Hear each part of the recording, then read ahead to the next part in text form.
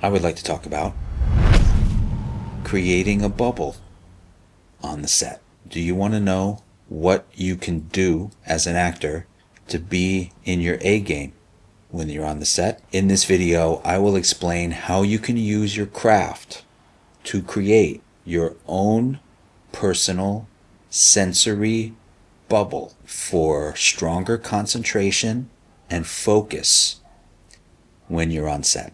In the high pressure, high distraction environment of a film and television set, holding on to and maintaining your emotional truth can sometimes feel like you're trying to meditate in the middle of a construction site. Whether it's between setups, lighting adjustments, last minute rewrites, the crew moving around, and the ever-present time limits and the clock that you have to constantly be aware of. Actors are expected to know how to take care of themselves and focus. This is where a strong foundation of sensory work becomes essential, rooted in traditions stemming back to Stanislavski at the Moscow Art Theater and Lee Strasberg at the Actors Studio. Sensory work offers actors a practical pathway to help build what many refer to as a bubble, a private,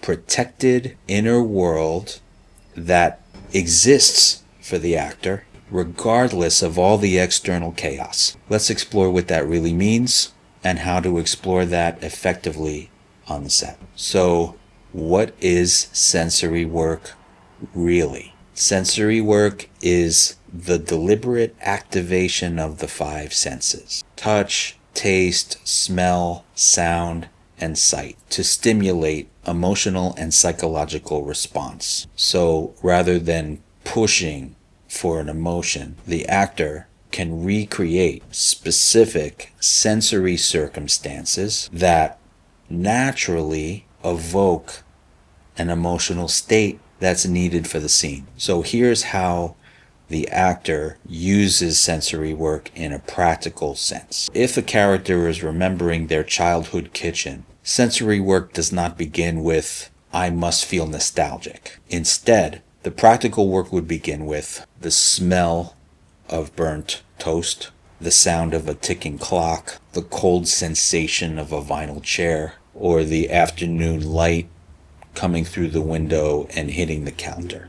So emotion arises as a natural byproduct of this kind of specificity. So here's why film and television sets disrupt emotional continuity. Film and television acting is intrinsically fragmented. Here's an example.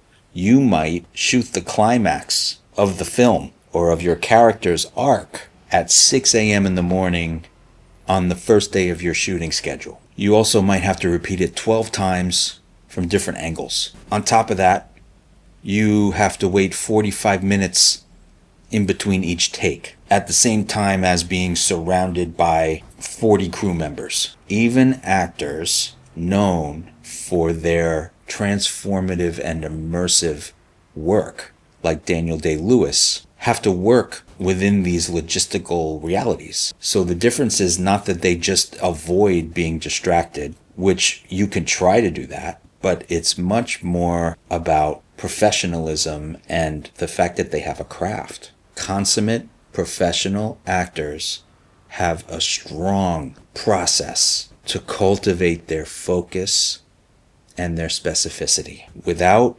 these creative tools, the nervous system can easily lift the actor out of their concentration and into performance anxiety and self-consciousness. Sensory work pulls the actor's focus into an intimate circle of attention, which is a Stanislavski term, that can be filled with specificity and life. So the bubble defined.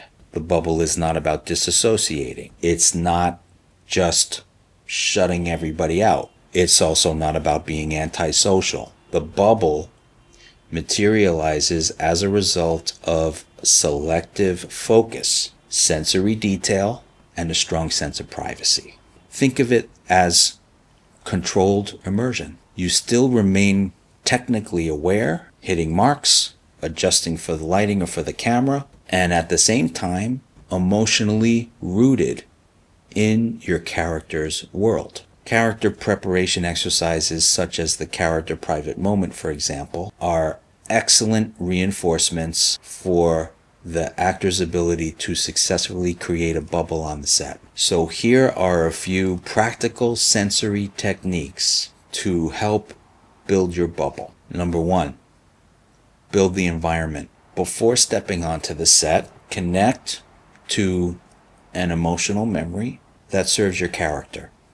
For example, a time in your life when you were abandoned, a time in your life when you fought for justice, a time in your life when you refused to compromise your integrity, etc. Once you have your choice, explore not the emotion around it, but use your 5 senses to explore the objects that surround you, the temperature of the air, the smells, even the texture of the floor underneath your feet. Then, release your tension into the sensations. Notice how it shifts your body, your breathing, and your inner vibration. When you step onto the set, you're not entering a soundstage. You're entering that sensory world. Number 2, check in sensorially between takes. After the director says cut, instead of dropping the inner life that you just built, keep everything simmering. You don't have to push it. You don't have to work like crazy.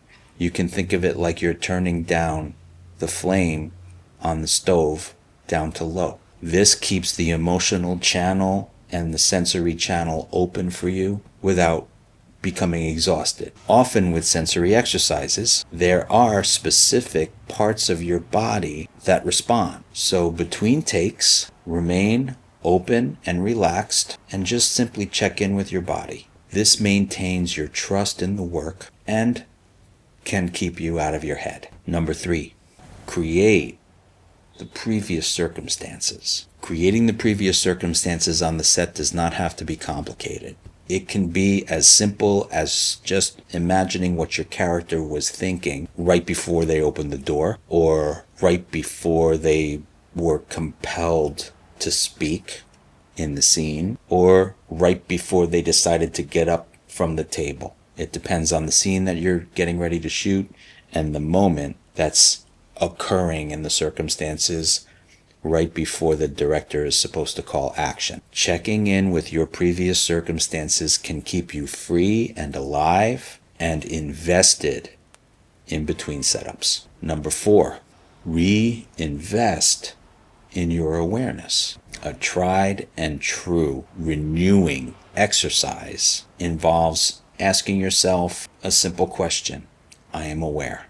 There is no right or wrong answer to this question. You may feel exhausted, numb, frustrated, sad, excited. The magic happens when you give your awareness straight back to the character by saying to yourself, of course I feel this way, because, and you fill in the blank with a truth about your character's given circumstances. This technique can help keep your bubble embodied and your belief system alive. So here's an important point about protecting your energy without isolating. The bubble doesn't have to alienate your collaborators. Directors, crew, and fellow actors are not intrusions most of the time. They're partners. Everyone is there, hopefully, with the same goal in mind, to create the best quality of work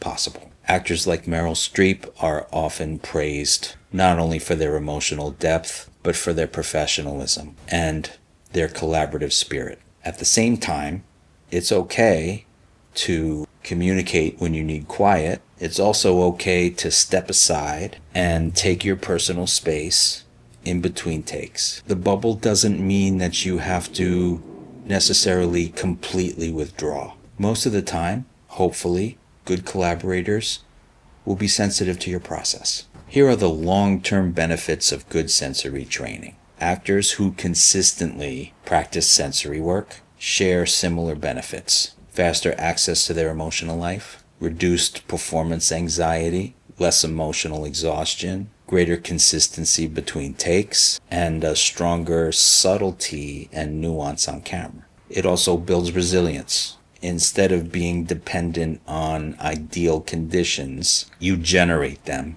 on your own and internally.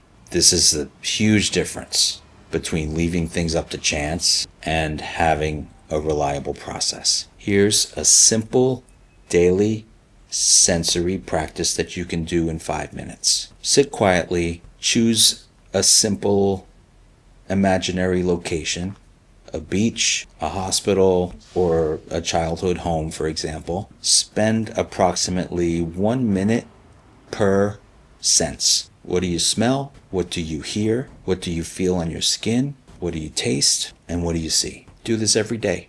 Not for emotion, but for specificity and detail.